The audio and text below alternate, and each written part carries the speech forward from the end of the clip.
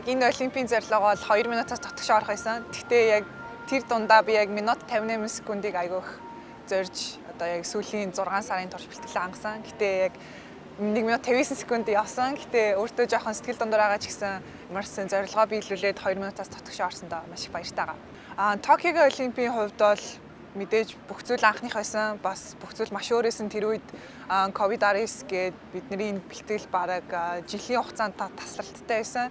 Тэгээ тэр үед зөвхөн 50 м-ийн өрөө даалгас хил дээр оролцож байсан.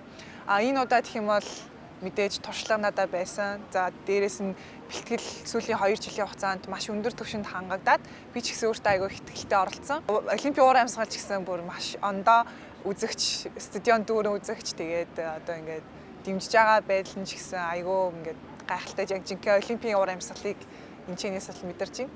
Би энэ олимпиас өөрийн одоо яг Лос Анжелесийн олимпийн зорилгоо яг ингээд тодорхойлцсон. Би яг сая 18-д орсон байхгүй. Тэгэхээр 16-д орох юм бол хэрвээ семифайнал буюу хагас шигшээд оролцох боломжтой байдаг. Тэгээ ер нь бол би семифайналыг нэлээд зорж ирсэн.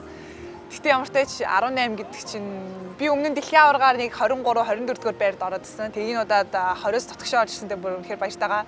Тэгэхээр дараагийн дэлхийн аваргаар магадгүй хагас шигшээд бас оролцох гэж бодож байгаа. Дэлхийн шилдэг тамирчидтай ер нь бол дэлхийн аварга Азийн наадмаар хамт оролцож исэн. Бас энэ олимпийн тэмцээнд хамтдаа оролцно гэдэг бол маш том одоо нэр төрийн хэрэг байсан. Сүүлийн жилийн хугацаанд гэх юм бол яг миний амжилт маш хурдтай ихсэн.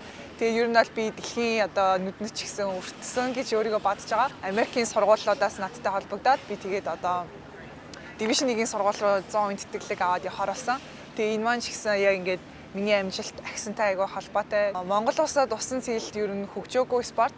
Тэгээ ингээд гинэт амжилт нь дахиад ирэхээр дэлхийн бусад улсууд ч гэсэн айгүй их сонирхож ингээд чихтэй авч харж байгаа надад амар их таалагдж байгаа. Би яг дэлхийн усан спортын холбооны одоо ингээд хөгжиж байгаа орнуудад өгдөг ийм тэтгэлэг байдаг. Яг жилийн хугацаанд тэр улсаасаа хамгийн сайн тамирчныг сонгоод жилийн хугацаанд бүх зүйлийн одоо бүх зардлын дагаад бэлтгэл хийлгдэг.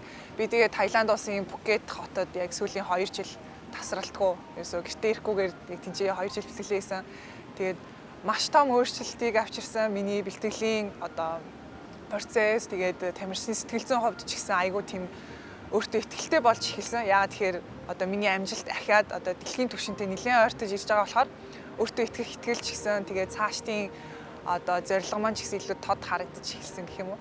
Өөр улсаас ингээд том тэмцээн рүү явахаар бас жоохон заримдаа ганцаардмаар юм шиг санагдаад байдаг. Би бас Азийн наадам руу бас өөр Таиландаас явж исэн. Тэгэхэд яг ингээд багийн уур амьсгал байхгүй. Тэгээд тосож авахд ч гэсэн нөгөө ганцаархнаа явж байгаа болохоор тосож авч байгаа хүмүүс нь ч гэсэн заримдаа гайхаж байхад байдаг. Тэгэхдээ ямар ч гэсэн олимпиад ирээд бас дүүтэйгээ хамт уулзаад манай аав бас дэмжихээр энчээ ирсэн байгаа. Тэгээд гэрийнхэн уулзаад ямар ч гэсэн үнэхээр сайхан байгаа. Аав яг дүү бит хоёрыг жоохон бахаа тэгэл төв бассейн руу анх дагуулж очиод тэгэл бит хоёр сэлд сурч байсан. Ханжоугийн Азийн наадам болохоор миний бас 2 дахь Азийн наадам байсан. Тэгээд би тэрүүгээрээ бас 200 м-ийн өрөө даалгас хэлтээр финалцсан. Тэр бол бас Монголын усан цэлтийн түүхэнд анхных байсан. Тэгээд Азийн наадам гэхээр ер нь бол бас Азийн олимпик гэж хэлж болохоор маш том тэмцээн шүү дээ. Тэгээд тэнд бас ингээ финалт нь гингүүт бас Монголоос бусад дандаа Азийн наадам гэхээрээсээ Хятад, Солонгос, Япон л гэж хаардаг. Тэгээ усан цэлтээр Монголын тугийг харсан гээд бас яг Америкийн сургууль маань надтай тэгж холбогдож исэн байхгүй. Тэгэхээр ер нь бол тэр бас нэлээд одоо намайг дэлхийд бас жоохон ингэ таниулж өгсөн том тэмцээн болсон юм болоо гэж бодсон. Энэ олимпиас хамгийн том ойлгож авсан зүйл нь яг бууж өгөхгүйгээр өөртөө итгэлтэй. Тэгээд дараагийн олимп хүртэл маш том одоо нэг туршлага гэж энийг ойлгож аваад цаашдынхаа бэлтгэл сургалтыг хийн гэж бодож байгаа. Миний мөрөөдлийн өдөр тэгээд олимпийн тавцан дээр медалийн тавцан дээр зогсох. Надад ер нь бол медалийн өнгө бол хамаагүй. Олимпийн медаль гэдэг чинь өөрөө бүр үгээр хэлхийн аргагүй тамирчин хүн болохны мөрөөдлөдөг. Тэгээд хизээ нэг өдөр тэр тавцан дээр зогсож байх болно. Тэгээд Монголын баг тамирчтай маш том амжилт хүсье. Бид нэр аль хэзээ бас медаль авсан байгаа. Үнэхээр бахархууштай. Тэгээд цаашдын одоо 8 сарын 11 хүртэл биднэрт маш олон тэмцээн байгаа. Тэгээд бүх тамирчтай амжилтын дэдийг хүсье.